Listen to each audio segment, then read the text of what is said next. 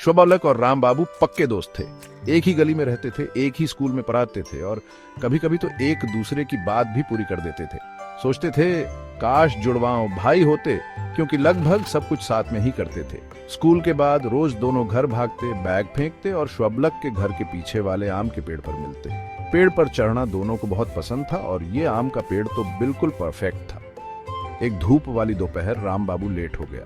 शोभालक पेड़ पर चढ़ा हुआ था, सोच रहा था कि यार कहाँ रह गया ये। फिर राम बाबू आया, हाँफता हुआ, आंखों में शरारत। देखो मेरे पास क्या है, राम बाबू बोला और एक रंग बिरंगी धारीदार शर्ट दिखाई। शोभालक ने ऐसी शर्ट पहले कभी नहीं देखी थी। नीले, हरे और नारंगी रंग की मोटी मोटी धारियां, बिल्कुल किसी सुपर हीरो की तरह। राम बाबू ने बताया कि उसके मामा जो जादूगर हैं, उन्होंने ये शर्ट गिफ्ट की है। पहनो पहनो, शोभालक ने कहा। आंखें फटी की फटी। राम बाबू ने शर्ट पहनी और बिल्कुल फिट आ गई। दोनों माने कि राम बाबू इसमें बहुत कूल लग रहा है, मानो वो भी जादू कर सकता है। फिर क्या था, दोनों सुपर हीरो बन गए, मानो धारीदार शर्ट में कोई जादुई शक्ति आ गई। शाम होने लगी, राम बाबू को घर जाना था। शोभालक उदास हो गया, दोस्त जा रहा है और वो कमाल की शर्ट भी। काश मेरे पास भी ऐसी कूल शर्ट होती, शोभालक ने आह भरी।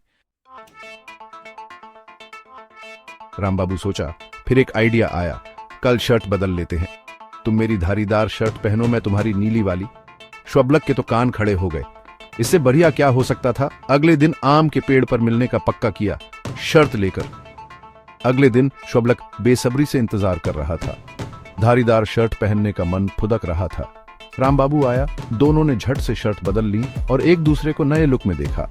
शोभालक को लगा मानो उसमें कुछ दम आ गया है। वो आम के पेड़ पर चढ़ने लगा जैसे आज तो सबसे ऊपर तक पहुंच जाऊंगा। पर जैसे ही सबसे ऊंची डाल पर पहुंचा, फट की आवाज आई। शोभालक ठिठक गया। नीचे देखा तो धारीदार शर्ट फट गई थी बीच में से। उसे बहुत बुरा लगा। अब राम बाबू क्या कहेगा। राम बाबू न रोया न गुस्सा हुआ, उल्टा जोर से हंसने लगा। लगता है शर्ट तेरी सुपर स्ट्रेंथ नहीं झेल पाई, उसने मजाक किया। शोभालक को चैन मिला। उसे पता था राम बाबू समझता है कि यह गलती से हुआ। दोनों फटी शर्ट पर हंसे और बोले, चलो कोई बात नहीं, अब तो इसे रिटायरमेंट ही लेना था। मन बहलाने के लिए दोनों अपनी पसंदीदा आइसक्रीम की दुकान पर चले गए।